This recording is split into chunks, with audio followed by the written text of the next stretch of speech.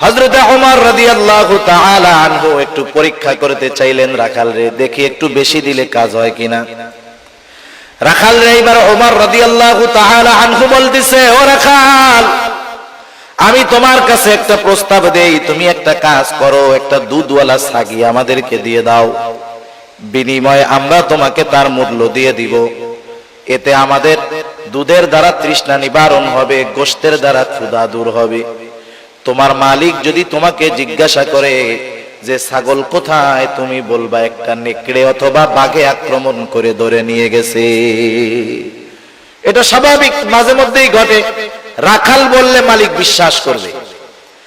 হযরত ওমর রাদিয়াল্লাহু তাআলা আনহু যখন রাখালরে বললেন, রাখাল, তোমাকে আমি কিছু টাকা দিচ্ছি, সম্পদ দিচ্ছি, তুমি ছাগল একটা দিয়ে দাও, তোমার মালিক যদি জিজ্ঞাসা করে তুমি বলবা নেকড়ের পাল আক্রমণ করে একটা ছাগল নিয়ে গেছে, তোমার মালিক সেইটা বিশ্বাস করবে। রাখাল সাথে সাথে হতবাক হয়ে গেল। রাখাল বলতেছে, ইয়া হাদা ফাইনাল্লাহ, ইয়া হাদা ফাইনাল্লাহ। রাখাল বলতেছে, হে আগন্তুক, তুমি কি বলো? আল্লাহ কোথায়? আল্লাহ কোথায়? আল্লাহ কোথায়? তুমি কেমন কথা বলতেছো? তার মানে রাখাল বলতেছে, এ আগন্তুক মুসাফির, তুমি আমাকে কি কথা বলতেছো? হয়তো আমার মালিক আমার কথা বিশ্বাস করবে, মালিককে হয়তো আমি ফাঁকি দিতে পারবো, কিন্তু আমার আল্লাহকে তো ফাঁকি দেওয়া সম্ভব নয়। ইয়া আইয়ুহাল্লাযীনা আমানুত্তাকুল্লাহ হাক্কা তুকাতিহি ওয়া লা তামুতুন্না ইল্লা ওয়া আনতুম মুসলিমুন। আল্লাহ রাব্বুল আলামিন ঈমানদারদেরকে উদ্দেশ্য করে বলেন, হে ঈমানদারেরা, তোমরা আল্লাহ তাআলাকে ভয় করো, যথাযথভাবে ভয় করো। আল্লাহ তাআলাকে ভয় করার কথা, তাকওয়ার কথা, গুনাহ থেকে বেঁচে থাকার কথা আল্লাহ তাআলা বললেন। এখন যদি আমরা আল্লাহ তাআলাকে প্রশ্ন করি, আয় আল্লাহ, আপনি যে আমাদেরকে মুত্তাকি হতে বললেন, তাকওয়া অর্জন করতে বললেন, আমরা কিভাবে তাকওয়া অর্জন করব? কারণ কোরআনুল কারীমের মধ্যে আল্লাহ তাআলা যেটা আদেশ করেন সেটা বাস্তবায়নের পদ্ধতিও আল্লাহ তাআলা বলে দেন।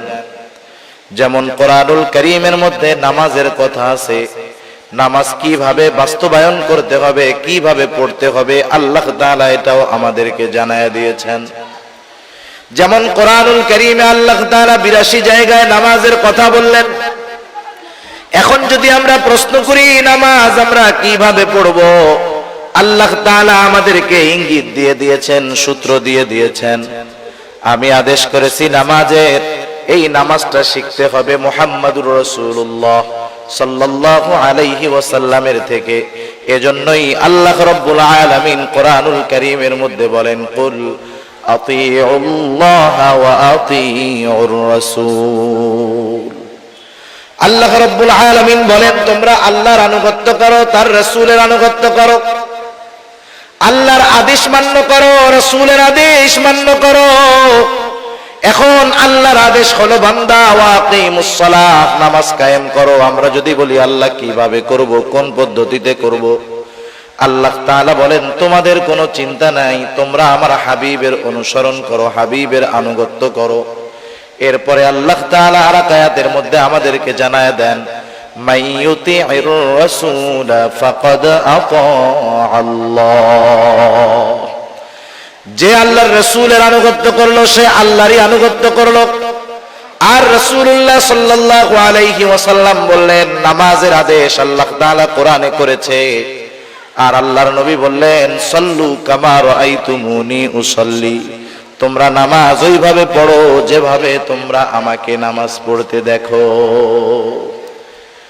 যত আদেশ আছে কোনো না কোনো ভাবে আল্লাহ তাআলা ওই আদেশ বাস্তবায়ন করার পদ্ধতি দেখায় দিয়েছেন। সুবহানাল্লাহ। মনে করেন আপনি একটা ছেলেকে বললেন যে তুমি আগামী দিন সকাল বেলায় চট্টগ্রাম যাবা, চট্টগ্রাম শহরে যাবা, হালি শহর যাবা, বাইজিদ গোস্তামি যাবা, কিন্তু ছেলেটা জীবনে আপনার ওই ব্রিজের ওই পারে যায় নাই।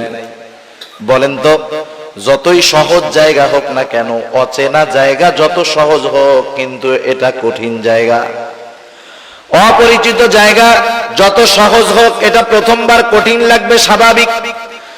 আপনি যখন তাকে আদেশ করবেন যে আগামী দিন সকাল বেলায় তোমাকে শহরে যেতে হবে, সে তো জীবনে কোনোদিন শহরে যায় নাই, সে তো রাঙ্গুনিয়াও কোনোদিন যায় নাই, এখন তার জন্য তো শহরে যাওয়া কঠিন। সে যখন বিচলিত, সে যখন পেরেশান, আপনি তার মাথায় হাত দিয়ে বুলায় বললেন, বাবা টেনশন তুমি করো না, তুমি এখান থেকে সুন্দর মতোই রাস্তায় যাবা, ওখান থেকে একটা সিএনজিতে উঠবা, সিএনজি কে বলবা আমি চট্টগ্রাম শহরে যাব, তোমার যেই জায়গায় যাওয়ার প্রয়োজন সিএনজি ওয়ালা তোমাকে সেই জায়গাতেই নামায়া দিবে। বলেন তো, আদেশ করার পরে চট্টগ্রাম শহরে যাওয়া তার জন্য যতটা কঠিন মনে হচ্ছিল, যখন আপনি তাকে যাওয়ার রাস্তা পদ্ধতি বলে দিলেন, বলেন তো আদেশ করার পরে তার কাছে যেমন কঠিন মনে হচ্ছিল, যাওয়ার পদ্ধতি বলে দেওয়ার পরে তার কাছে কি আগের মতো কঠিন থাকবে নাকি একটু সহজ হয়ে যাবে? আল্লাহ তাআলা তাকওয়া অর্জন করতে বললেন, খোদা ভীতি অর্জন করতে বললেন, মুত্তাকি হতে বললেন। সাথে সাথে আল্লাহ তাআলা জানায় দিলেন, ও আমার গোলাম, কেমন করে তুমি মুত্তাকি হবা, পরহেজগার হবা, আমি আল্লাহ তাআলা সেই পদ্ধতিগুলো কোরআনুল কারীমের মধ্যে তোমাদেরকে জানায়া দিব। কোরআনুল কারীমের মধ্যে আল্লাহ তাআলা আমাদেরকে পদ্ধতি জানায়া দেন। আল্লাহ তাআলা বলেন, ইয়া আইয়ুহাল্লাযীনা আমানুত্তাকুল্লাহা ওয়া কুনু মা'আস সাদিকিন। আল্লাহ রাব্বুল আলামিন বলেন, হে ঈমানদারেরা, তোমরা আল্লাহ তাআলাকে ভয় করো। এরপরে আল্লাহ তাআলা বললেন, ওয়া কুনু মা'আস সাদিকিন, তোমরা সত্যবাদীদের সঙ্গে হয়ে যাও। এখানে কথাটা বোঝার দরকার আছে। অনেক সময় আমরা কথাগুলা বুঝি না, এই আয়াত দিয়ে ওয়াজ করি কিন্তু এই আয়াতের সারমর্মটা আমরা বুঝি না। আল্লাহ তাআলা বললেন, কুনু মা'আস সাদিকিন। সাদিকিন শব্দটা হলো বহুবচন, সাদিক শব্দটা হলো একবচন। তার মানে আল্লাহ তাআলা বললেন, তুমি অনেক অনেক সত্যবাদীদের সাথে মিলিত হও। কথা বুঝেন নাই? অনেক সত্যবাদীদের সাথে তুমি মিলিত হও। তার মানে আমার গোটা জীবনের প্রত্যেকটা পদক্ষেপে আমি যাদের সাথে মিশবো, যাদেরকে বন্ধু বানাবো, তারা প্রত্যেকেই সত্যবাদী হতে হবে। আল্লাহ তাআলা তো বহু গুণ আছে, সত্যবাদিতার গুণের কথা কেন আল্লাহ তাআলা উল্লেখ করলেন? আল্লাহ তাআলা তো বলতে পারতেন নামাজীদের সঙ্গে হয়ে যাও, আল্লাহ তাআলা তো বলতে পারতেন যারা দান সাদকা করে তাদের সঙ্গে হয়ে যাও, আল্লাহ তাআলা তো বলতে পারতেন যারা বেশি বেশি মানুষের সাথে ভালো কথা বলে তাদের সঙ্গে হয়ে যাও। কিন্তু আল্লাহ তাআলা সাদিক সত্যবাদিতার গুণের কথাটা কেন উল্লেখ করলেন? মুফাসসিরিনে কেরাম বলেন, সত্যবাদিতা হলো এমন একটা গুণ যেই লোকটা সত্যবাদিতার পরিপূর্ণ গুণ অর্জন করতে পারে, বাকি প্রত্যেকটা গুণ তার মধ্যে অন্তর্ভুক্ত হয়ে যায়। পরিপূর্ণ সত্যবাদিতার গুণ যে অর্জন করতে পারছে, তার মধ্যে বাকি গুণগুলা এমনিতেই চলে আসে। সুবহানাল্লাহ। কারণ সত্যবাদিতা হলো কল্যাণের বিষয়। রাসূলুল্লাহ সাল্লাল্লাহু আলাইহি ওয়াসাল্লাম সত্যবাদিতার গুণের ব্যাপারে বলেন, ইন্নাস সিদকা ইয়াহদি ইলাল বির ওয়া ইন্নাল বিররা ইয়াহদি ইলাল জান্নাহ। সত্যবাদিতা মানুষকে কল্যাণের দিকে নিয়ে যায়, আর কল্যাণ মানুষকে জান্নাতের দিকে নিয়ে যায়। সেজন্য মানুষ যখন কোন সত্যবাদী মানুষের সঙ্গী হয়, এই সত্যবাদী তাকে কল্যাণের দিকে নেয়, আর কল্যাণ জান্নাতের দিকে নিয়ে যায়। সুবহানাল্লাহ। সেজন্য সত্যবাদী তথা ভালো মানুষকে আল্লাহ তাআলা বন্ধু বানাতে বলছেন, ভালো মানুষের সঙ্গী হতে বলেছেন। আমার জীবনের যতগুলা ধাপ আছে, সেই ধাপটা হতে পারে শিক্ষা জীবন, সেই ধাপটা হতে পারে আমার সামাজিক জীবন, সেই ধাপটা হতে পারে আমার ব্যবসা জীবন, কর্মক্ষেত্রের জীবন। প্রত্যেকটা জায়গায় আমি যখন যাব, আমি খুঁজে খুঁজে সত্যবাদী ভালো মানুষগুলাকে আমি বন্ধু হিসাবে গ্রহণ করব। যেই ছাত্রটা চায় যে আমি মুত্তাকি হব, পরহেজগার হব, স্কুলের ছাত্র হোক, কলেজের ছাত্র হোক, আর মাদ্রাসার ছাত্র হোক, স্কুল কলেজে যাওয়ার পরে সে সর্বপ্রথম খুঁজতে থাকবে কোন ছেলেগুলা নামাজি, কোন ছেলেগুলা ভদ্র, কোন ছেলেগুলা ইফটিজিং করে না, কোন ছেলেগুলা দ্বীনের সাথে মিলে চলে, এই রকম ছেলেদেরকে খুঁজে যখন একটা ছেলে বন্ধু বানাবে, ওই ছেলেটার স্কুল লাইফ বলেন, কলেজ লাইফ বলেন, ওইটা তার খারাপ হবে না, সে ইফটিজার হবে না, সে দুশ্চরিত্র সম্পন্ন কেউ হবে না। ভালো বন্ধুদের সংস্পর্শে থাকার কারণে সে সকল প্রকার পাপাচার এবং অনাচার থেকে বেঁচে থাকতে পারবে। যে ব্যক্তি ব্যবসা করে, ব্যবসা যে কর্মক্ষেত্রে আমি আপনি যাই না কেন, সেই জায়গায় আমার আপনার কিছু পরিচিত, কিছু বন্ধু বান্ধব এমনিই হয়ে যায়, ঠিক না? যারা বাজারে ব্যবসা করে অথবা যে কোনো লাইনে ব্যবসা করে, ব্যবসার খাতিরে কিছু মানুষের সাথে তার পরিচয় হয়, তার প্রচেষ্টা থাকবে আমি আমার সম্পর্কগুলা এমন ব্যবসায়ীদের সাথে রাখবো যেই ব্যবসায়ীরা হলো সত্যবাদী। কারণ সত্যবাদী ব্যবসায়ীর দাম আল্লাহ তাআলার কাছে অনেক বেশি। রাসূলুল্লাহ সাল্লাল্লাহু আলাইহি ওয়াসাল্লাম বলেন, আত-তাজিরুস সুদুকুল আমিন মা'আন নাবিয়্যিন সিদ্দীকিনা ওয়াশ-শুহাদা'i ওয়াস-সালিহিন।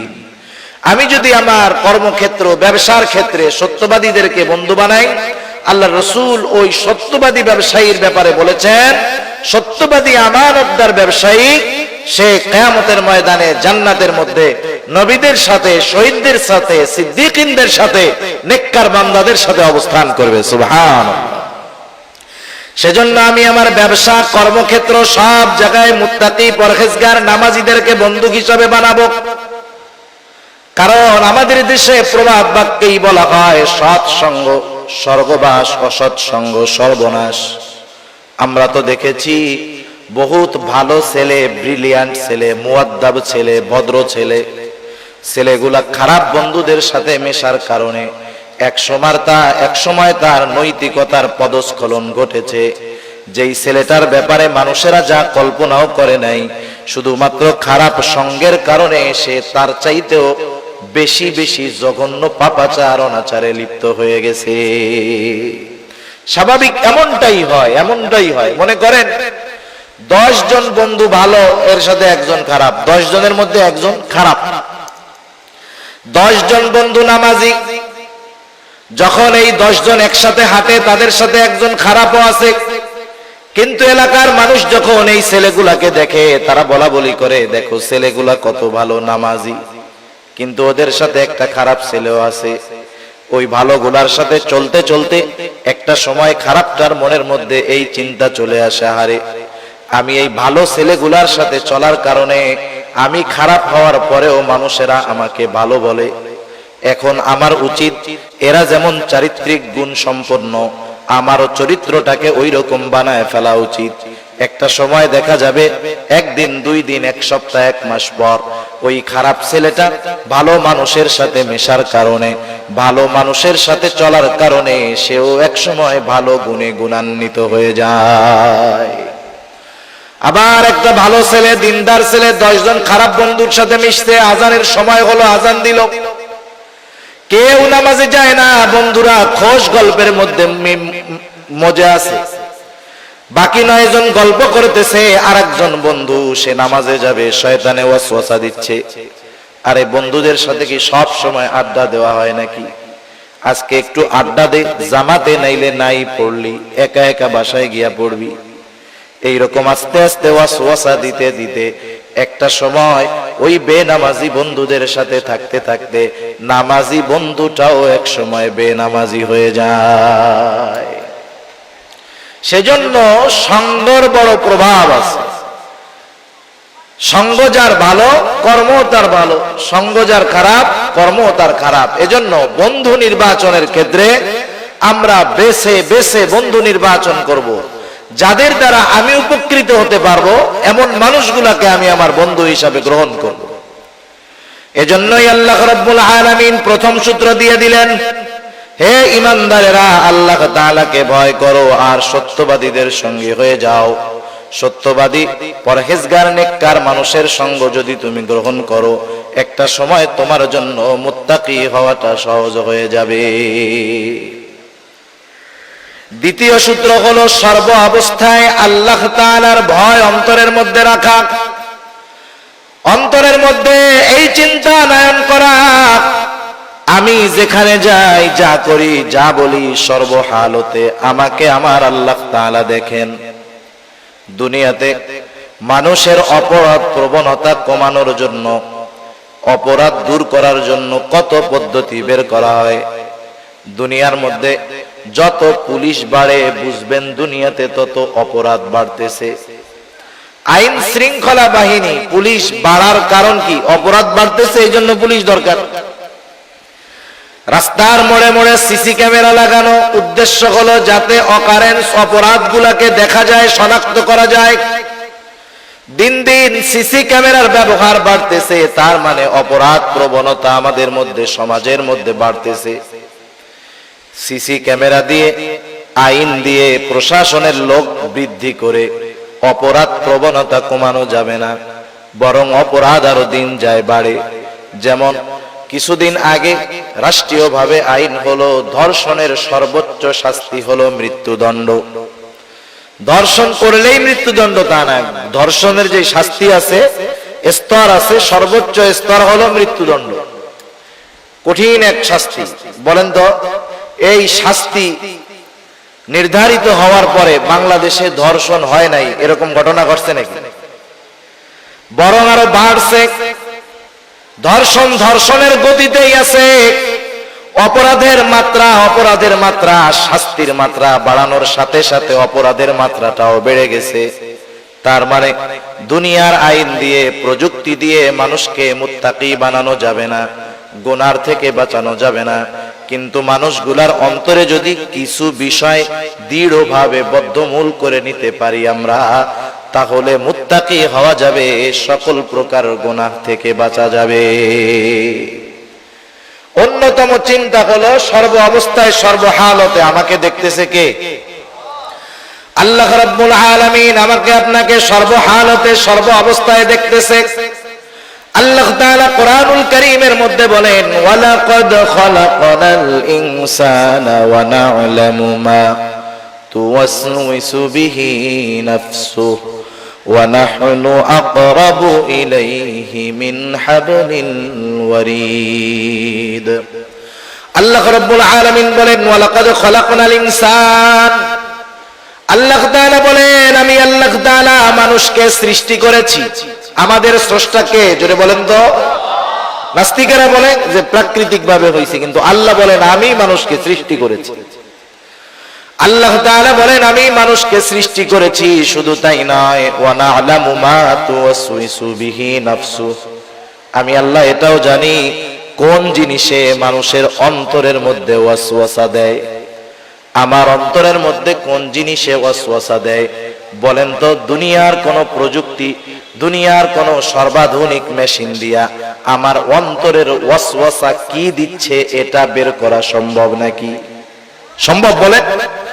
দুনিয়ার সর্বোচ্চ প্রযুক্তি ব্যবহার করেও আমার অন্তরে আমি কি বলতেছি, কি করতে চাচ্ছি, এটা বের করা সম্ভব না। কিন্তু আল্লাহ তাআলা বলেন, ওয়া না'লামু মা তুওয়াসওয়িসু বিহি নাফসু। আমি আল্লাহ তাআলা জানি তার অন্তরের ভিতরে কোন জিনিসে ওয়াসওয়াসা দেয়। আল্লাহ তাআলা এবার আরো জবাব দেন, কেন জানি বান্দা, তুমি জানো নাকি? আমি জানার কারণ হলো, ওয়া নাহনু আকরাবু ইলাইহি মিন হাবলিল ওয়ারিদ। আমি তোমার অন্তরের খবর জানার কারণ হলো যে আমি তোমার শাহরগের চাইতেও অধিক নিকটবর্তী। সুবহানাল্লাহ। তার মানে আমি আমার যত নিকটে, তার চাইতে বেশি নিকটে কে? আল্লাহ তাআলা। আমি তো আমারই কত কিছু দেখি না, যা দিয়া দেখি এইটাও দেখি না। আমরা দেখি কি দিয়ে? চোখ দিয়ে। চোখ দিয়ে। আয়না ছাড়া কোনোদিন আমি আপনি নিজের চোখ দেখতে পারছি? যা দিয়া দেখি এইটারও আমরা দেখি, নিজের চেহারাটারেও দেখতে পারি না। কিন্তু আল্লাহ তাআলা আমার অন্তরের গহীন কোণে কি ওয়াসওয়াসা দেয়, কোন জিনিস ওয়াসওয়াসা দেয়, আল্লাহ তাআলা এটা জানেন। যেই আল্লাহ অন্তরের ওয়াসওয়াসার খবরটাও জানে, বলেন তো সেই আল্লাহ 24 ঘন্টা রাত দিন আধারে আলোতে সর্ব অবস্থায় আমাকে দেখেন কি দেখেন না? সর্ব অবস্থায় আমি আল্লাহ তাআলার নজরের মধ্যে আছি। দুনিয়ার সিসি ক্যামেরারে মানুষ কত ভয় পায়।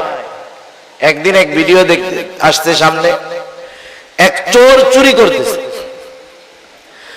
করতেছে, হঠাৎ করে তার নজরে সিসি ক্যামেরা পড়ে গেছে। আস্তে চুরির মালগুলা রাইখা ও সিসি ক্যামেরার কাছে যায় মাপ চাইতেছে, দুই হাত জোড় করে বলতেছে আর জীবনে করব না, কান ধরে কইতেছে আর জীবনে করুন না। সিসি ক্যামেরারে কি ভয় পায় চিন্তা করছেন?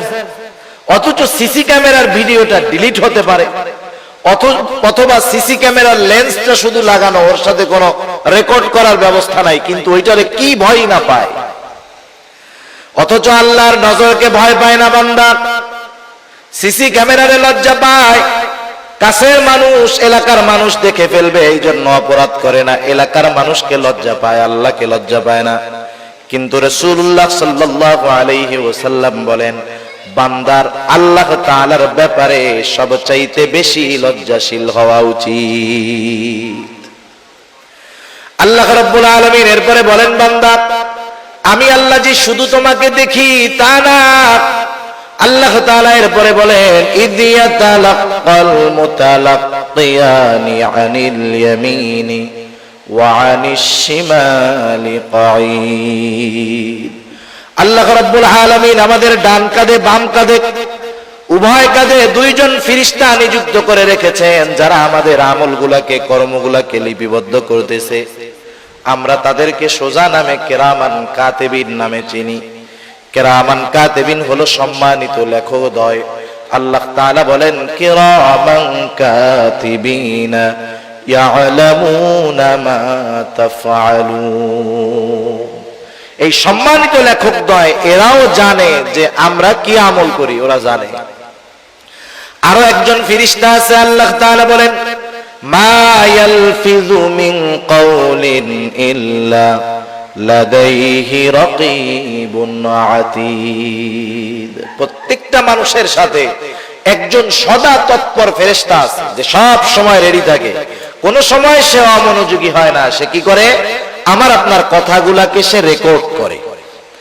আল্লাহ তাআলা দেখতেছে, দুইজন ফেরেশতা আমার কর্মগুলা লিপিবদ্ধ করার জন্য আছে, আরেকজন তৎপর ফেরেশতা আমার কথাগুলা রেকর্ড করার জন্য আছে।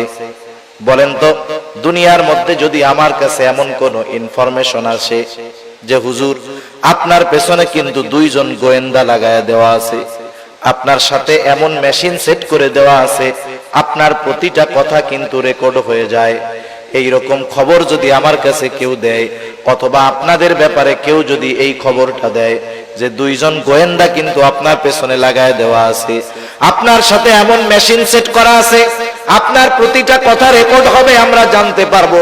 বলেন তো, আমার আপনার চলাফেরা, আমার আপনার কথাবার্তার মধ্যে সব কিছুর মধ্যে একটা নিয়ন্ত্রণ আসবে কি আসবে না? দুনিয়ার মানুষের কথা, গোয়েন্দার তদারকিকে আমরা ভয় পাই, কিন্তু আল্লাহ তাআলা এমন দুইজন ফেরেশতা আরেকজন ফেরেশতা রেকর্ডের জন্য রেখে দিলেন, কোরআনে জানায়া দিলেন, এদের ব্যাপারে আমরা গাফেল, এদের ব্যাপারে আমরা চিন্তা করি না। আমি যদি চিন্তা করি গুনাহ করতেছি, দুই ফেরেশতা রেডি, একবারে কলম নিয়ে রেডি হয়ে গেছে, যে এই যে গুনাহ করবে লেখা হবে, নেকের কাজ করবে লেখা হবে, খারাপ কাজ করবে, খারাপ কথা বলবে, রেকর্ড হয়ে যাবে। এই ফেরেশতাগুলো এমন ফেরেশতা, এরা কখনো মানুষের কাছ থেকে আলাদা হয় না, বালেগ হওয়ার পরে আসে, মরা পর্যন্ত থাকে। রহমতের ফেরেশতা মানুষের ঘরে প্রবেশ করে না যদি কুকুর বিড়াল প্রাণীর ছবি থাকে, কুকুর থাকে। কিছু ফেরেশতা আছে কোনো বাধা মানে না, কেউ যদি চিন্তা করে যে এই ঘরের মধ্যে কুকুর বিড়াল থাকে, সেই জায়গা তো ফেরেশতা আসে না। সব ফেরেশতা না, রহমতের ফেরেশতা আসে না। কেউ যদি এই চিন্তা করে ফেরেশতা আসে না, এক কাজ করি, সাথে সব সময় একটা কুত্তার বাচ্চা রাইখা দিব, যাতে আজরাইল না আসতে পারে। কাজ হবে? আজরাইল টাইম মতো চলে আসে। এই যে তিনজন ফেরেশতা, যখন কেউ জিনা করে, গুনাহ করে, পাপ করে, যা করে করুক, সর্ব অবস্থায় সুবহানাল্লাহ। আবার দেখেন কোরআনুল কারীমের মধ্যে আল্লাহ তাআলা বললেন, কিয়ামতের ময়দানে আমি গুনাহ যে হাত দিয়ে করি, পা দিয়ে করি, চোখ দিয়ে করি, কান দিয়ে করি, জবান দিয়ে করি, এরাও আমার বিপক্ষে সাক্ষী হয়ে দাঁড়াবে। আল্লাহ তাআলা কোরআনুল কারীমের মধ্যে বলেন, আল ইয়াউমা নাখতিমু আলা আফওয়াহিহিম ওয়া তুকাল্লিমুনা আইদিহিম ওয়া তাশহাদু আরজুলুহুম বিমা কানু ইয়াকসিবুন। আল্লাহ রাব্বুল আলামিন বলেন, আজকের এই দিন অর্থাৎ কিয়ামতের দিন, নাখতিমু আলা আফওয়াহিহিম, আমি তাদের মুখের উপরে মোহর মেরে দিব, বাক শক্তি রুদ্ধ হয়ে যাবে, কথা বলতে পারবে না। আল্লাহ তাআলা বলেন, ওয়া তুকাল্লিমুনা আইদিহিম, আমার সাথে কথা বলবে তাদের হাত, ওয়া তাশহাদু আরজুলুহুম বিমা কানু ইয়াকসিবুন, সাক্ষী দিবে তাদের পা, তারা হাত পা দ্বারা দুনিয়াতে কি উপার্জন করেছে।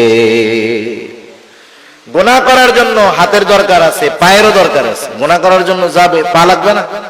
হাত দিয়ে গুনাহ করবে। এই সবগুলো আমার বিরুদ্ধে আছে, সাক্ষী হিসাবে আমার বিপক্ষে দাঁড়ায় যাবে। আল্লাহ তাআলা আর এক জায়গায় বলেন, শাহিদা আলাইহিম সামউহুম ওয়া আবসারুহুম ওয়া জুলুদুহুম বিমা কানু ইয়াকসিবুন। আল্লাহ তাআলা বলেন, সাক্ষী দিবে তাদের চোখ, সাক্ষী দিবে তাদের কান, সাক্ষী দিবে তাদের চামড়া। দুনিয়ার মধ্যে হাতও কথা বলে না, পাও কথা বলে না, হাত পা কোনো অপরাধ করলে বাধা দেয় না, চোখ কান কোনো অন্যায় করলে, গুনার কাজ করলে বাধা দেয় না। গভীর রাত, সারা রাত মোবাইলের মধ্যে গুনার জিনিস দেখলে চোখ বাধা দেয় না, কানের মধ্যে ইয়ারফোন লাগায় গান শুনলে কান বাধা দেয় না, বেগানা নারীর সাথে কথা বললে কান তো বাধা দেয় না, যেই জিহ্বা ব্যবহার করে কথা বলি জিহ্বাও তো কোনো সময় বাধা দেয় না। কিন্তু কিয়ামতের ময়দানে এরা যখন আমার আপনার বিপক্ষে সাক্ষী হিসাবে আল্লাহ তাআলার কাছে সাক্ষ্য দিবে, কথা বলবে, সেই মানুষেরা হতবাক হয়ে যাবে যে হায়রে, এই কান, এই চোখ, এই জিহ্বা, এই হাত, এই পা, এদেরকেই তো তৃপ্তি দেওয়ার জন্য দুনিয়ার মধ্যে গুনাহ করলাম, এরা আজকে আমার বিরুদ্ধে সাক্ষী দেয়। তখন তারা তাদের চামড়াকে উদ্দেশ্য করে বলবে, ক্বালু লিজুলুদিহিম লিমা শাহিদতুম আলাইনা ক্বালু আনতাকানাল্লাহুল্লাযী আনতাকা কুল্লা শাই ওয়া হুয়া খালাকাকুম আউওয়ালা মাররাতিন ওয়া ইলাইহি তুরজাউন। আল্লাহ তাআলা জানায় দেন, সেই দিন এই মানুষগুলো কি বলবে? তারা বলবে, ক্বালু লিজুলুদিহিম লিমা শাহিদতুম আলাইনা, তারা তাদের চামড়াকে বলবে, ও চামড়া, কেন আজকে তোমরা আমাদের বিরুদ্ধে সাক্ষী দাও? কেন আমাদের বিরুদ্ধে আচরণ করতেছো? দুনিয়ায় তো কথাবার্তা বলো নাই, এখন কেমনে কও? চামড়ার জবান তো আল্লাহ খুলে দিবে। চামড়া বলবে, ক্বালু আনতাকানাল্লাহ, এই হাত পা অঙ্গ প্রত্যঙ্গ জবাব দিবে যে আমাদেরকে আজকে কথা বলার ক্ষমতা দিয়েছে কে? যে আল্লাহ সবাইরে কথা বলার ক্ষমতা দিয়েছে, সেই আল্লাহ আজকে আমাদেরকেও কথা বলার ক্ষমতা দিয়েছে। দেখেন, চিন্তার বিষয় হলো আল্লাহ দেখতেছে, এতটুকুই যথেষ্ট ছিল। কিন্তু এরপরেও আমার বিরুদ্ধে আরো কত সাক্ষী আছে আল্লাহ সবগুলা জানায় দিয়েছেন। এগুলা কোরআনের কথা। কিসের কথা? কোরআনুল কারীমের কথা। কোরআনুল কারীমের প্রতি পূর্ণ আস্থা তার আছে যার কোরআনুল কারীমের প্রত্যেকটা অক্ষর, প্রত্যেকটা শব্দ, প্রত্যেকটা বিধানের উপরে পরিপূর্ণ আস্থা আছে। ঠিক কিনা বলেন? শুধু মুখ দিয়ে বললে হবে না। সেজন্য আমার অন্তরের মধ্যে যদি এই কথাগুলা দৃঢ়ভাবে বদ্ধমূল হয়ে যায় যে আমার আল্লাহ দেখতেছে, ফেরেশতারা আছে, হাত পা অঙ্গ প্রত্যঙ্গ আমার গুনার সাক্ষী, তাহলে গুনার থেকে বেঁচে থাকা আমার জন্য সহজ। স্বর্ণযুগের মানুষ যারা ছিল, স্বর্ণযুগের মানুষগুলার অন্তরের মধ্যে আল্লাহ ভীতি এমন ছিল, তারা সর্ব অবস্থায় মনে করতো যে আমরা আল্লাহ তাআলার নেটওয়ার্কের ভিতরে কোনো কিছু করার উপায় নাই। এই জন্য স্বর্ণযুগের রাখালের মধ্যে যেই তাকওয়া ছিল, বর্তমান জামানার শ্রেষ্ঠ ওলির মধ্যেও ওই পরিমাণ খোদাভীতি তাকওয়া পাওয়া যাবে না। প্রসিদ্ধ ঘটনা, খলিফাতুল মুসলিমিন হযরত ওমর রাদিয়াল্লাহু তাআলা আনহু সাথীদেরকে নিয়ে একদিন সফরে বের হয়েছেন। মরুভূমির পথ কিছু দূর চলার পরে তারা পিপাসিত হয়ে গেলেন, গলা শুকিয়ে গেছে। আরবের মানুষ পিপাসার জন্য পানিও পান করে, দুধও পান করে। তৎকালীন আরবের রেওয়াজটা ছিল এইরকম, অধিকাংশ ছাগলের পালের মালিকেরা তাদের রাখালকে বলে দিত, ও রাখাল, কোন মুসাফির যদি দুগ্ধ পান করার প্রয়োজন হয়, তৃষ্ণার কারণে হোক ক্ষুধার কারণে হোক, তোমরা তাদের ক্ষুধা এবং তৃষ্ণা নিবারণের জন্য আমার ছাগলের পাল থেকে দুধ পান করতে দিবা। রাখাল তো তখনই দুধ পান করতে দিতে পারবে যখন মালিকের অনুমতি থাকবে, কিন্তু অধিকাংশ মালিক অনুমতি দিয়া দিত। গুটি কয়েক কৃপণ মার্কা যারা আছে ওরা বলতো যে এই খবরদার, কাউরে একটু দুধ পান করতে দিবি না। হযরত ওমর রাদিয়াল্লাহু তাআলা আন সাথীবর্গ সহ একটা ছাগলের পালের কাছে পৌঁছাইলেন। ছাগলের পালের মধ্যে দুধওয়ালা ছাগল আছে। দেখার পরে হযরত ওমর রাদিয়াল্লাহু তাআলা আনহু ছাগলের পালের রাখালকে বলল, রাখাল, আমরা তো ক্লান্ত, তোমার পালের মধ্যে তো দুধওয়ালা ছাগল আছে, আমাদেরকে একটু দাও, আমরা দুধ পান করে আমাদের তৃষ্ণা নিবারণ করি। এইবার রাখাল বলতেছে যে না, আমি এটা দিতে পারবো না, কারণ মালিকের অনুমতি নাই। স্বাভাবিক অনেক সময় কি হয়, আপনি যখন একটা কাজ করার জন্য যাবেন, যেমন আমাদের দেশের রুলস যেটা হয়ে গেছে, আপনি যাবেন স্টেশনে ট্রেনের টিকিট কাটার জন্য। বাংলাদেশে ট্রেনের টিকিট কোনো সময় পাওয়া যায় না, কিন্তু বাংলাদেশে সরকারি যেই খাতগুলায় বড় বড় লস হয়, এর মধ্যে সবচাইতে অন্যতম একটি খাত হলো রেল যোগাযোগ ব্যবস্থা। সারা বছরের পরে দেখবেন যে এই বছর রেলে 2000 কোটি টাকা লস, 1000 কোটি টাকা লস, কিন্তু আপনি 10 দিন পরে ঢাকার টিকিট কিনতে যান, একটাও পাবেন না। লস কখন হয়? যখন যাত্রী হয় না। কিন্তু লস হয় যাত্রী ভরা, পালানোর জায়গা নাই, সিট পাওয়া যায় না, কিন্তু এরপরেও লস হয়। আপনি টিকিট কিনতে টিকিট কাউন্টারে গিয়ে টিকিট পাবেন না। আশেপাশে দেখবেন কিছু লোক ঘুরতেছে, আইসা আপনার কানে বলবে, অথবা আপনার পরিচিত থাকলে যখন তারে বলবেন ভাই 100 বাড়ায় দিন নাই, তখন বলবে যে অমকের কাছে জানো যে চার দোকানটা আছে, কাকার কাছে যাই বললেই আমার কথা টিকিট দিয়ে দিবে। এরকম আছে না নাই বলে? তার মানে ন্যায্য দামে পাওয়া গেল না, কিছু দিলে কাজ হয়ে গেল। মালিকের মানা, এই জন্য রাখাল দুধ পান করাবে না। হযরত ওমর রাদিয়াল্লাহু তাআলা আনহু একটু পরীক্ষা করতে চাইলেন রাখাল রে, দেখি একটু বেশি দিলে কাজ হয় কিনা। রাখাল রে এবার ওমর রাদিয়াল্লাহু তাআলা আনহু বলতেছে, ও রাখাল, আমি তোমার কাছে একটা প্রস্তাব দেই, তুমি একটা কাজ করো, একটা দুধওয়ালা ছাগি আমাদেরকে দিয়ে দাও, বিনিময়ে আমরা তোমাকে তার মূল্য দিয়ে দিব। এতে আমাদের দুধের দ্বারা তৃষ্ণা নিবারণ হবে, গোশতের দ্বারা ক্ষুধা দূর হবে। তোমার মালিক যদি তোমাকে জিজ্ঞাসা করে যে ছাগল কোথায়, তুমি বলবা একটা নেকড়ে অথবা বাঘে আক্রমণ করে ধরে নিয়ে গেছে। এটা স্বাভাবিক, মাঝে মধ্যেই ঘটে। রাখাল বললে মালিক বিশ্বাস করবে। হযরত ওমর রাদিয়াল্লাহু তাআলা আনহু যখন রাখালকে বললেন, রাখাল, তোমাকে আমি কিছু টাকা দিচ্ছি, সম্পদ দিচ্ছি, তুমি ছাগল একটা দিয়ে দাও, তোমার মালিক যদি জিজ্ঞাসা করে তুমি বলবা নেকড়ের পাল আক্রমণ করে একটা ছাগল নিয়ে গেছে, তোমার মালিক সেইটা বিশ্বাস করবে। রাখাল সাথে সাথে হতবাক হয়ে গেল। রাখাল বলতেছে, ইয়া হাদা ফাইনাল্লাহ, ইয়া হাদা ফাইনাল্লাহ। রাখাল বলতেছে, হে আগন্তুক, তুমি কি বলো? আল্লাহ কোথায়? আল্লাহ কোথায়? আল্লাহ কোথায়? তুমি কেমন কথা বলতেছো? তার মানে রাখাল বলতেছে, এ আগন্তুক মুসাফির, তুমি আমাকে কি কথা বলতেছো? হয়তো আমার মালিক আমার কথা বিশ্বাস করবে, মালিককে হয়তো আমি ফাঁকি দিতে পারবো, কিন্তু আমার আল্লাহকে তো ফাঁকি দেওয়া সম্ভব নয়। রাখাল চলে গেল। রাখাল তো চিনে না লোকটাকে। রাখাল চলে গেল। হযরত ওমর রাদিয়াল্লাহু তাআলা আনহু বলতেছে, যতদিন দুনিয়ার মধ্যে এই রাখালের মতো মানুষ থাকবে, ততদিন মুসলিম জাতিকে কোনো প্রকার অকল্যাণ গ্রাস করতে পারবে না। আজকে আমি আমার নিজের কথাটাই চিন্তা করি, আপনি আমি আমাদের নিজেদের কথা চিন্তা করি যে আমাদের তাকওয়ার অবস্থা কি, লাস্ট পর্যায়টাও নাই, ঠিক কিনা বলেন?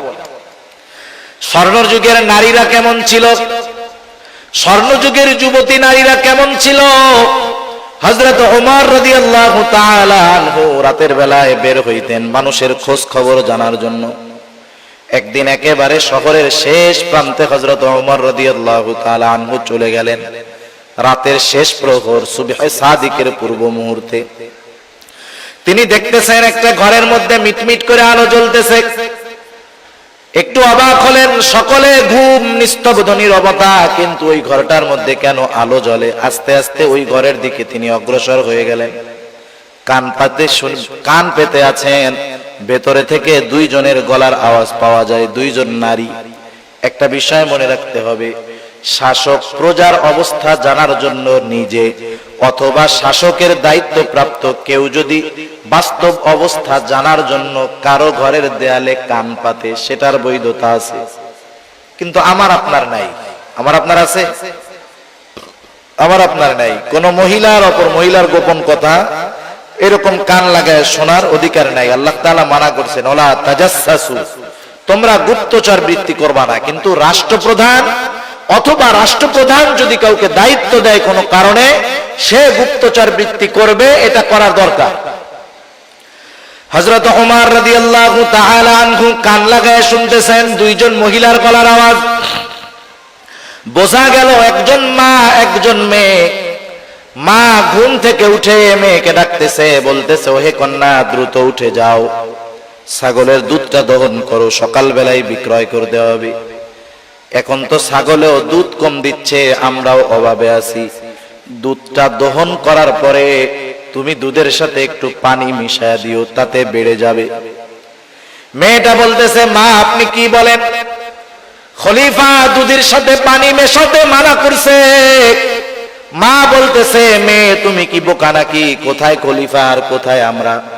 খলিফা হয়তো তার প্রাসাদের মধ্যে আরামে ঘুমাইতেছে, কে দুধে পানি মিশাইলো আর না মিশাইলো এটা কি খলিফার দেখার টাইম আছে নাকি? মেয়েটা বলে, মা খলিফা ওমর হয়তো জানবে না, দেখবে না, কিন্তু আল্লাহ রাব্বুল আলামিনকে ফাঁকি দেওয়া যাবে না। হযরত ওমর রাদিয়াল্লাহু তাআলা আনহু চলে গেলেন। পরের দিন সকাল বেলায় মা মেয়েরে ডাকাইছে। ঘটনার রাত সকাল বেলায় যখন খলিফাতুল মুসলিমিন তার ওই মা মেয়েকে ডাকালো, দুজনের কলিজা শুকায় গেছে। নিশ্চয়ই আমাদের রাতের কথোপকথনের ব্যাপারে খলিফা জেনে গেছে। খলিফা জেনে গেছে, আজকে আর নিস্তার নাই। তারা চিন্তিত এবং ভীত। কিন্তু হযরত ওমর অর্ধ জাহানের বাদশাহ, এই মেয়েটার পরহেজগারিতা তার এত পছন্দনীয় হয়েছে, একজন দুধওয়ালির মেয়ের তাকওয়াকে প্রাধান্য দিয়ে নিজের ঘরের পুত্রবধূ হিসাবে তাকে গ্রহণ করেছে।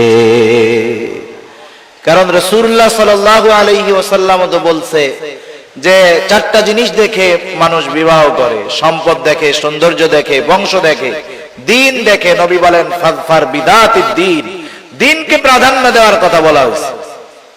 হযরত ওমর রাদিয়াল্লাহু তাআলা আনহু এই মেয়ের মধ্যে পরিপূর্ণ তাকওয়া পেয়েছেন, দ্বীন পেয়েছেন।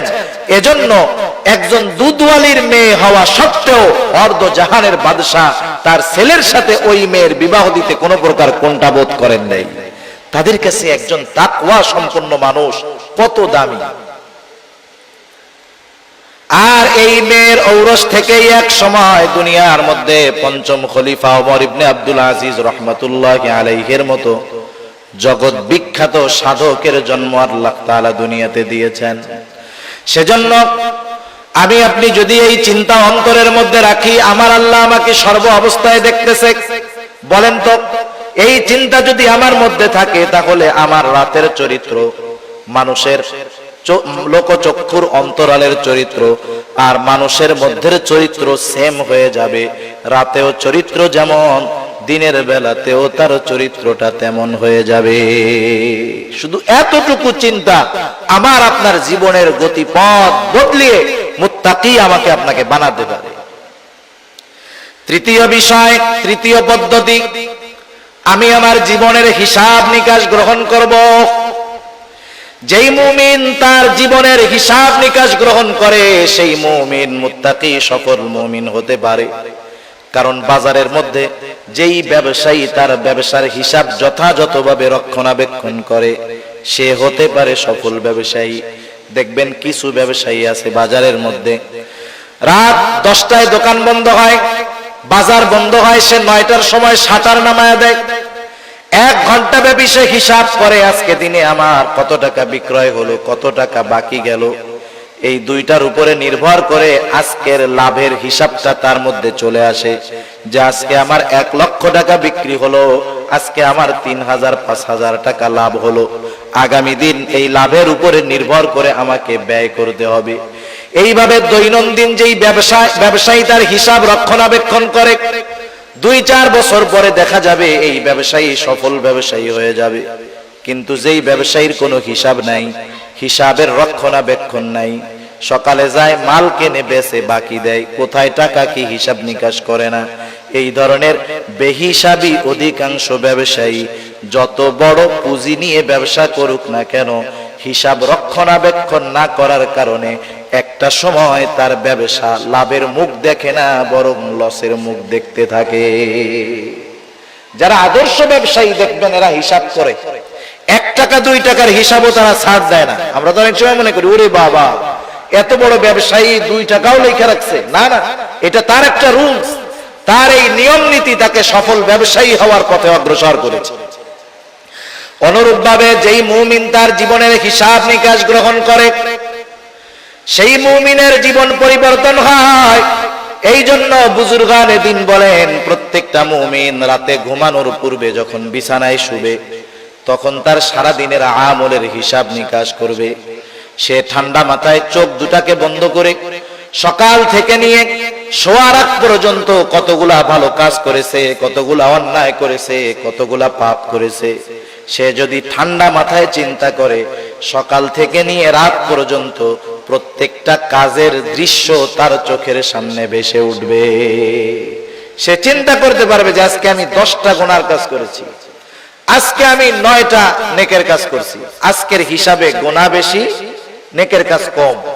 আর মানুষ যখন রাতের বেলায় শোয়ার সময় সে যেই ধরনের চিন্তা করে, তার রাতটা ওই ধরনের অতিবাহিত হয়।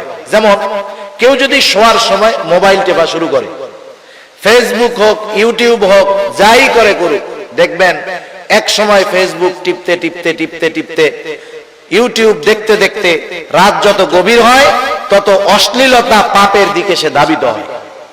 গোনার সিস্টেম আছে কিছু, এই প্রযুক্তিগুলো আমাদেরকে একসাথে গোনার দিকে নিয়ে যায় না, আস্তে আস্তে গোনার দিকে ধাবিত করে। মনে করেন একজন একটা সিনেমা দেখতেছে, ওই সিনেমা দেখতে দেখতে নিচে ডেসক্রিপশনে অথবা সাইডে আরেকটা ভিডিও এসে হাজির হয়ে যাবে, যেটা ওইটার চেয়ে আরেকটু জঘন্য। ও এবার ওইটাই ঢুকবে, ওর মাইন্ড স্যাটিসফ্যাকশন ওরকম হয়ে যাবে, ওর আঙ্গুল ওইখানে যাবে, এরপরে ঢুকবে আর একটু জঘন্যতায় ঢুকবে, আস্তে আস্তে আর একেবারে গোনার সমুদ্রের মধ্যে ওকে নিয়ে যাবে। গোনা করতে করতে হঠাৎ করে ফজরের আজান দিবে, শয়তান পা টিপবে, ঘুম আসবে, ফজর তো গেছে গেছে, জোহরও কাজা হওয়ার অবস্থা। আর যেই ব্যক্তি রাতে শোয়ার সময় মৃত্যুর চিন্তা করে, পরকালের চিন্তা করে ঘুমাবে, দেখবেন ফজরের আজান দেওয়ার সাথে সাথে লাফ দিয়ে ঘুম থেকে উঠে যাবে, ঠিক কিনা? সেজন্য রাতের বেলায় যে যেমন চিন্তা করে তার মানসিক অবস্থা পরের দিন রাতের বেলায় ওরকমই হয়। এইবার যদি লোকটা চিন্তা করে, আহারে আজকে তো আমার গোনা বেশি হয়ে গেল, নেকের কাজ কম হয়ে গেল, হায়রে এখন যদি আমি মারা যাই কি হবে? সে হয়তো তাওবা করবে, শুধু আজকের দিনের গোনার জন্য নয়, সে হয়তো তার গোটা জীবনের তাওবা গোনার জন্য অনুশোচনা করবে, তাওবা করবে। খালেস তাওবা কইরা মনে করেন রাতে ঘুমালো, আল্লাহ না করুন এই লোকটা যদি রাতের বেলা মারা যায়, আশা করা যায় সে একজন নিষ্পাপ লোক হিসাবে তার নাজাতের জন্য তার তাওবাটা যথেষ্ট হয়ে যাবে।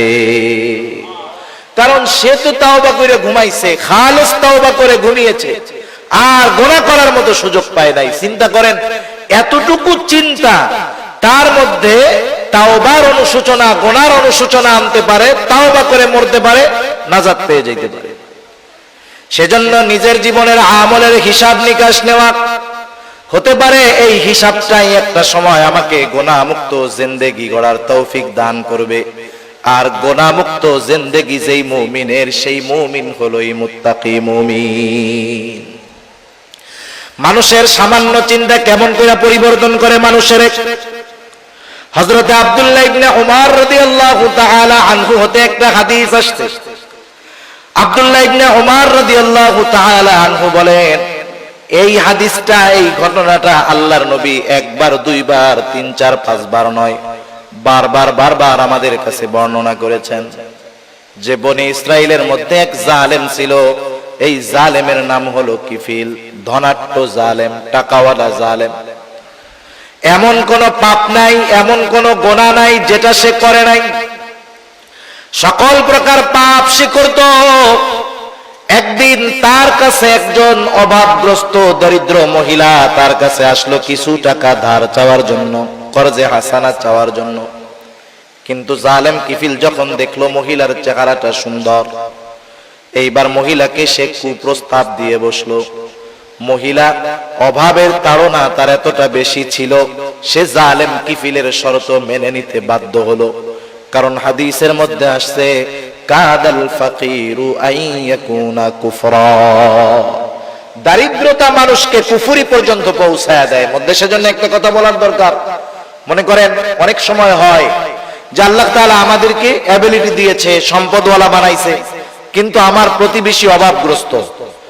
আমি সম্পদওয়ালা, আমার সামর্থ্য আছে, আমার সামর্থ্য থাকার পরেও আমার কোন প্রতিবেশী অভাবের কারণে যদি কোনো পাপে লিপ্ত হয়, কিয়ামতের ময়দানে ওই অভাবগ্রস্ত ব্যক্তি তার পাপের কারণে একা অপরাধী সাব্যস্ত হবে না, বরং তার সামর্থ্যবান প্রতিবেশীও কিয়ামতের ময়দানে আল্লাহর আদালতে অপরাধী হিসাবে দাঁড়াতে হবে। সেজন্য আমাদের প্রতিবেশী যারা আছে খেয়াল রাখবো যে তারা অভাবের কারণে যেন কখনো কোনো প্রকার পাপের মধ্যে লিপ্ত না হয়ে যায়। কারণ আমার সামর্থ্য আছে, ও পাপে লিপ্ত হবে, ওর পাপের কারণে আমার আল্লাহর কাছে ধরা খাইতে হবে। এইবার মহিলা টাকাটা নিয়ে চলে গেল। নির্ধারিত দিনক্ষণে জালেম কিফিল উপস্থিত হয়ে গেছে। কিফিল গিয়ে বলতেছে, ও মহিলা, তুমি যেই প্রতিশ্রুতি দিয়েছিলে তুমি তোমার প্রতিশ্রুতি পূরণ করো। এইবার মহিলা কান্না শুরু করে দিল। কিফিল বলতেছে, এখন কেন কান্না করো? আমি কি তোমাকে কোনো কিছু জোর করেছি নাকি? এই শর্তে রাজি হয়েই তো তুমি আমার কাছ থেকে টাকা এনেছো। মহিলা চোখের পানি ছেড়ে দিয়ে বলে, ও কিফিল, আমি অভাবের তাড়নায় প্রয়োজনের কাছে ধরা পড়ে গেছি, এই জন্য তোমার কথার স্বীকৃতি দিয়েছিলাম রে কিফিল। কিন্তু আমি তো জীবনে কোনোদিন এরকম অপরাধ করি নাই, জেনা করি নাই। আমার তো ভয় হয় কিফিল, তোমার সাথে জেনা করার পরে আমি যদি মারা যাই, আমি আল্লাহ তাআলার কাছে একজন জেনাকার হিসাবে উপস্থিত হব। ও কিফিল, আমার কান্নার কারণ হলো আল্লাহর ভয়, আল্লাহর ভয়। এতটুকু কথা জালেম কিফিলের অন্তরের মধ্যে পরিবর্তন এনে দিল। জালেম কিফিল বলতেছে, আমি তো কোনো অপরাধ নাই যেটা বাদ দেই নাই। মহিলা 60 দিরহাম তার কাছ থেকে ধার নিয়েছে। কিফিল বলতেছে, যাও, তোমাকে 60 দিরহাম সাদাকা করে দিলাম, আর আমি আজকে থেকে ওয়াদা করলাম, তাওবা করলাম, আমি আর কোনোদিন জিনা করব না, সুদ খাবো না, আল্লাহ তাআলার নাফরমানি করব না, কোনো প্রকার পাপ করব না। জালেম কিফিল তাওবা করে বাড়িতে চলে গেল। ঘটনাক্রমে রাতের বেলায় জালেম কিফিল মারা গেল। জালেম যদি মারা যায়, মানুষ মুখে না বলতে পারুক, অন্তরে অন্তরে খুশি হয়। কিন্তু আল্লাহ রব্বুল আলামিন কিফিলের ব্যাপারে আল্লাহ তাআলা জানায়া দিলেন, আল্লাহ রব্বুল আলামিন কিফিলকে ক্ষমা করে দিয়েছে। মানুষের জীবনের পরিবর্তন দেখেন, সামান্য একটা কথা জীবনের গতিপথ পাল্টায় দিতে পারে। এই রাতের চিন্তা আমার জীবনের হিসাব নিকাশ, আমার জীবনের গতিপথ পাল্টিয়ে আমাকে মুত্তাকি পরহেজগার বানাতে পারে, ঠিক কিনা বলে? বুজুর্গানে দিন এই 3টা পদ্ধতির কথা বিশেষভাবে উল্লেখ করেন। আর আল্লাহ তাআলা সেই জন্য বলেন, ইয়া আইয়ুহাল্লাযীনা আমানুত্তাকুল্লাহ, হে ঈমানদারেরা, তোমরা আল্লাহ তাআলাকে ভয় করো। ওয়াত্তাকুল্লাহ, তোমরা আল্লাহ তাআলাকে ভয় করো। 3টা পদ্ধতি আপনাদের খেদমতে পেশ করলাম। 1 নাম্বার, কেউ যদি মুত্তাকি হতে চায়, সত্যবাদীকে বন্ধু হিসাবে গ্রহণ করবে। 2 নাম্বার, সর্ব অবস্থায় আল্লাহ তাআলা দেখতেছে, এটাকে অন্তরের মধ্যে দৃঢ়ভাবে বদ্ধমূল করবে। 3 নাম্বার, নিজের জীবনের হিসাব নিকাশ গ্রহণ করতে হবে। আল্লাহ তাআলা সেই জন্য বলেন, ইয়া আইয়ুহাল্লাযীনা আমানুত্তাকুল্লাহা ওয়াল তানজুর নাফসুম মা কদ্দামাত লিগাদিন ওয়াত্তাকুল্লাহ। আল্লাহ তাআলা বলেন, হে ঈমানদারেরা, ইয়া আইয়ুহাল্লাযীনা আমানুত্তাকুল্লাহ ওয়াল তানদুর নাফসুম মা কদ্দামাত লিগাদ। তুমি একটু নিজের দিকে নজর দাও না, তুমি আগামীর জন্য কি প্রেরণ করতেছো, কি জমাইতেছো। আমরা ভবিষ্যতের জন্য টাকা পয়সা জমাই ব্যাংকের মধ্যে, নিজের ভবিষ্যতের চিন্তা করে, পরিবার পরিজন সন্তান সন্তানাদির ভবিষ্যতের কথা চিন্তা করে আমরা ব্যাংকের মধ্যে টাকা জমাই। আর আমার আল্লাহ তাআলা বলে, ও আমার গোলাম, অনির্দিষ্ট ভবিষ্যতের জন্য তুমি কি জমাইতেছো, পরকালের জন্য তুমি কি জমাইতেছো। কারণ আমি আপনি যখন চোখ দুইটা বন্ধ করব, দুনিয়ার মধ্যে যা উপার্জন করেছি একটা টাকার মালিকানাও আমার থাকবে না। হাদিসের মধ্যে আসছে, আমার কি, আমার তো কিছুই না, যেটা খাই যেটা পয়লা নষ্ট করি এটা হলো আমার।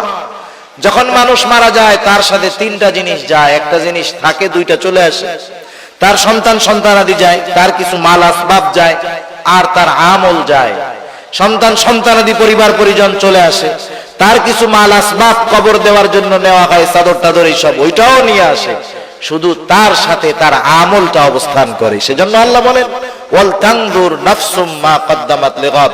তুমি তোমার নিজের জন্য নজর দাও না, নিজের দিকে নজর দাও না, যে ওই ভবিষ্যতের জন্য, আগামীর জন্য তথা কবরের জন্য, পরকালের জন্য তুমি কি জমাইছো, কি প্রেরণ করছো। এই চিন্তা আমাদের দুনিয়ার মধ্যে মুত্তাকি হওয়ার জন্য সহায়ক হতে পারে।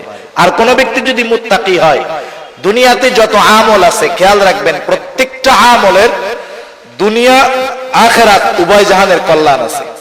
প্রত্যেকটা আমলের দুনিয়া এবং আখিরাত উভয় জাহানের কল্যাণ আছে। কেউ যদি মুত্তাকি হয়, দুনিয়ার মধ্যে আল্লাহ রাব্বুল আলামিন বলেন, ওয়া মান ইয়াত্তাকিল্লাহা ইয়াজআল লাহু মাখরাজা। যে ব্যক্তি তাকওয়া অবলম্বন করে, খোদা বিরুদ্ধ অর্জন করে, আল্লাহ তাআলা বলেন, আল্লাহ তাআলা তাকে যত প্রকার বিপদ আপদ হোক না কেন, বের হওয়ার রাস্তার ব্যবস্থা আল্লাহ তাআলা করে দেয়। শুধু তাই নয়, আল্লাহ রাব্বুল আলামিন বলেন, ওয়া ইয়ারযুকুহু মিন হাইথু লা ইয়াহতাসিব। দুনিয়ার মানুষ সবচাইতে বেশি চিন্তা করে রিজিকের, জীবন উপকরণের, কিন্তু আল্লাহ তাআলা বলেন, ও আমার গোলাম, তুমি মুত্তাকি হয়ে যাও, আমি আল্লাহ তোমাকে এমন জায়গা থেকে রিজিক দিয়ে দিব যা তুমি কল্পনাও করতে পারবা না। সেজন্য মুত্তাকি পরহেজগার ব্যক্তির সম্পদ কম হলেও ওর মধ্যে আল্লাহ বরকত দেয়। সম্পদ বেশি হলেই যে বরকত হয় তা না, সম্পদ কমের মধ্যে আল্লাহ বরকত দিতে পারে। আশরাফ আলী থানভী রহমাতুল্লাহি আলাইহি একটা ঘটনা